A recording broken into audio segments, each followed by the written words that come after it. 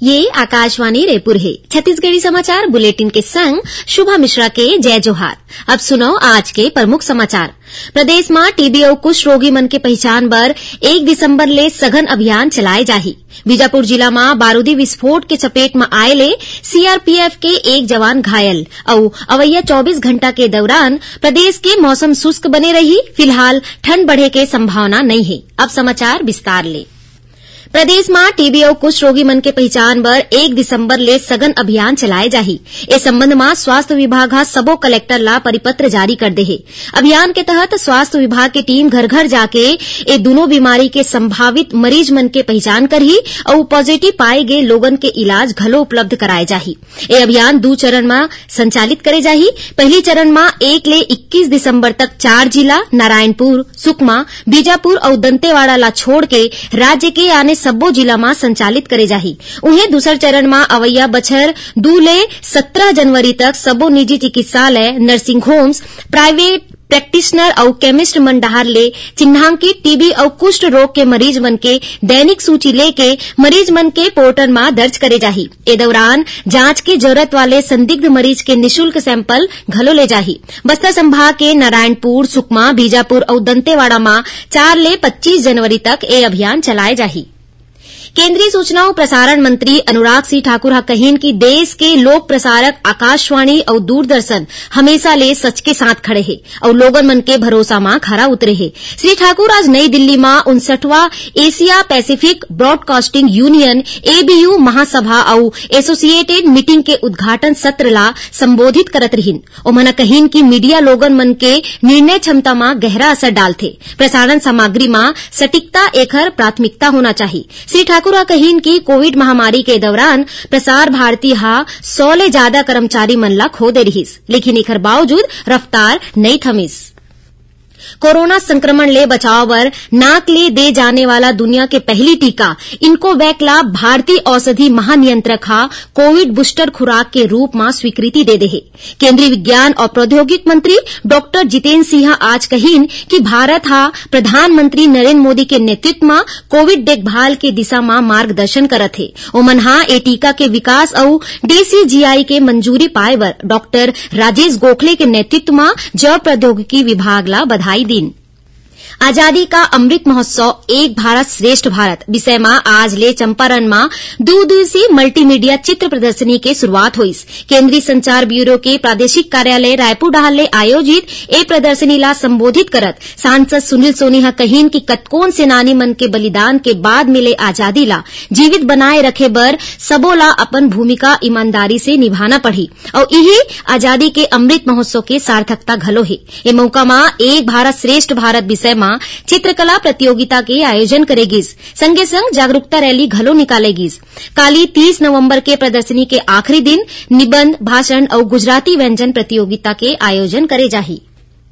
बीजापुर जिला में बारूदी विस्फोट के चपेट में आए ले केंद्रीय रिजर्व पुलिस बल सीआरपीएफ के एक जवान घायल हो गए है। पुलिस ले मिले जानवा के अनुसार जवान मन के दल तलाशी अभियान पर निकले रहीस। इसी दौरान उसूर थाना क्षेत्र के गलगम इलाका तीर आईईडी के चपेट में आए ले एक जवान घायल हो गए, जिला इलाज बर रायपुर भेजे गए है। छत्तीसगढ़ी राजभाषा दिवस के उपलक्ष्य में काली रायपुर के महंत घासीदास संग्रहालय में कवि गोष्ठी और गोट बात कार्यक्रम के आयोजन करेगी। कवि गोष्ठी में चर्चा के दौरान साहित्यकार मन कहीन की राज्य सरकार के प्रयास ले पाछू 4 बछर में छत्तीसगढ़ी भाषा के प्रति लोगन मन के रुचि बढ़े है। साहित्यकार मन कहीन की अभी भी राजभाषा ला आगू बढ़ाए बर काम करे के जरूरत है। उमना छत्तीसगढ़ी ला संविधान के 8वीं अनुसूची में शामिल करे के मांग घलो करीन।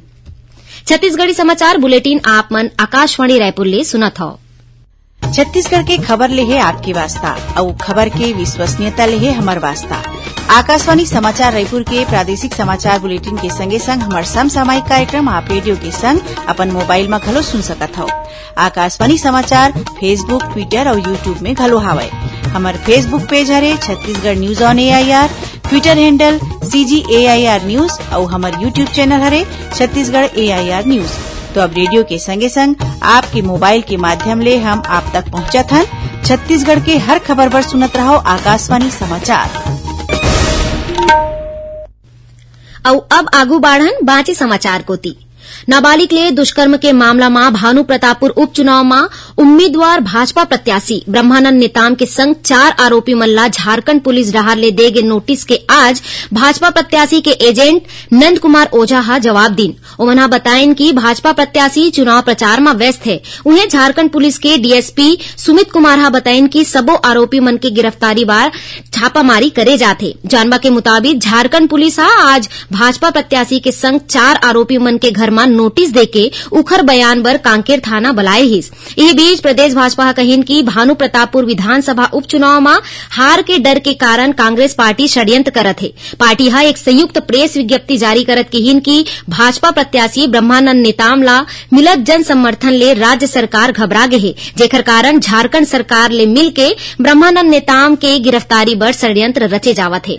उन्हें भाजपा विधि विभाग के प्रमुख नरेश गुप्ता हा प्रदेश कांग्रेस अध्यक्ष मोहन मरकाम की गिरफ्तारी के मांग करीन। उन्होंने कहिन कि राष्ट्रीय बाल संरक्षण आयोग के नोटिस के बाद भी अब तक मोहन मरकाम की गिरफ्तारी नहीं करे गए है। श्री गुप्ता कहिन कि पॉक्सो एक्ट के तहत पीड़िता के नाम उजागर करना कानून के अपराध है। पूर्व मध्य रेलवे सोनपुर मंडल के बरौनी स्टेशन में नॉन इंटरलॉकिंग के काम करे जाही। एकर चलत 3 से 9 दिसंबर तक कुछ यात्री गाड़ी के अवई जवई प्रभावित रही। जानवा के मुताबिक 3 ले 8 दिसंबर बरौनी गोंदिया और 4 ले 9 दिसंबर तक गोंदिया बरौनी एक्सप्रेस रद्द रही। बीजापुर जिला के इंद्रावती टाइगर रिजर्व में एक बाघ मिले के खबर है। इला मिला के अब इंद्रावती टाइगर रिजर्व में बाघ मन के संख्या बाढ़ के 6 हो गए है। जानवा के मुताबिक वन विभाग डहार ले लगाए गए ट्रैप कैमरा में एक बाघ के फोटो मिले है, जेला जांच बर देहरादून भेजे गे रहीस, जिहां से मिले रिपोर्ट में नवा बाघ के पुष्टि हुई। जानवा के मुताबिक इंद्रावती टाइगर रिजर्व बाघ मन के रहे बर अच्छा जगह है, जिहां बाघ के अलावा वन भैंसा, गौर, तेंदुआ, भालू, नीलगाय, हिरण, सांभर और जंगली सुअर के संग आने वन प्राणी पाए जाते। कोरिया जिला के चिरमिरी रेंज के बंजारी डांड और बहालपुर गांव में 15 हाथी के दल उत्पात मचावत है। हाथी के दल हा कतकोन किसान मन के फसल ला नुकसान पहुंचाए है। वन विभाग हा ग्रामीण मन ला हाथी मन के दल ले दूर रहे के समझाइश दिन। एती जसपुर जिला में हाथी के एक बच्चा पहाड़ी ले गिर के घायल हो गए, जेकर इलाज बर रायपुर ले वन्य जीव विशेषज्ञ डॉक्टर ला बुलाए गए है। छत्तीसगढ़ में स्थानीय और पारंपरिक खेल ला बढ़ावा दे के संग पारंपरिक खेल मन में विश्व स्तर में पहचान दिलाए के उद्देश्य ले सूरजपुर जिला में घलो जिला स्तरीय छत्तीसगढ़िया ओलंपिक के आयोजन करेगिस। एमा हर उम्र के प्रतिभागी मन हा हिस्सा लेके अपन प्रतिभा के प्रदर्शन करेन। प्रतियोगिता के समापन समारोह में स्कूल शिक्षा मंत्री डॉक्टर प्रेम साहे सीतेकाम कहिन कि छत्तीसगढ़िया ओलंपिक के उद्देश्य प्रदेश में नंदावत पारंपरिक खेल ला बढ़ावा देना है। और अब पेश है मौसम के हाल।